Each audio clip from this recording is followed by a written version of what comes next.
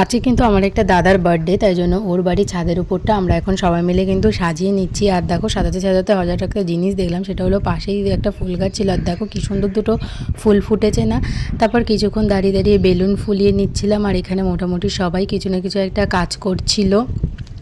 আমিও বেলুন ফুলাচ্ছিলাম, কিন্তু আমার কপালটা আজকে একটু খারাপ ছিল, কারণ কালকে আমার প্র্যাকটিক্যাল, তাই জন্য আজকে আমাকে পড়তে যেতে হয়েছে। আর দেখো আমি যখন এসেছি ওর বাড়িতে তখন কিন্তু ওর কেক টেক সব কিছু কাটা হয়ে গেছে। তো লাস্টের দিকেও আমাকে একটু কেক খাইয়ে আর মুখে কেকটা লাগিয়ে দিয়েছিলো। তো কী করবো, একটু মনটা খারাপ হয়ে গেছিলো যেহেতু কেক কাটাটা দেখতে পারিনি।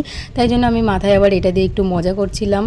আর আমি আমার মাকেও দিয়ে দিচ্ছিলাম আর বলছিলাম দাঁড়াও দেখি তোমাকে কেমন লাগে, দেখি একটা ফটো তুলি তোমার। তো এইভাবে করেই কিছুক্ষণ কাটানোর পর কিন্তু খেতে বসে পড়লাম। তো একদম লাস্ট ব্যাচে খেতে বসেছি, তেমন কেউ নেই, সবাই খেয়ে দিয়ে বাড়ি চলে গেছে।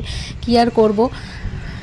আর দেখো প্রথমেই কিন্তু দিয়েছিল স্যালাড আর ফ্রাইড রাইস আর চিকেন কষা। তো খাওয়া দাওয়া কমপ্লিট করে এটা হলো তার পরের দিন। ওকে যেই গিফটটা দিয়েছিলাম সেটা বললাম যে আনবক্সিং কর আর দেখ যে তোর কেমন লেগেছে গিফটটা। তো দেখো গিফটটা কিন্তু ও খুলে ফেললো। আর এই যে এটা ছিল কিন্তু গিফট। তো গিফটটা কেমন লাগছে অবশ্যই কমেন্ট করে জানাও। আর গিফটটা পেয়ে কিন্তু ও খুব খুশি হয়ে গেছে, সেটা ওর মুখটা দেখেই বোঝা যাচ্ছে।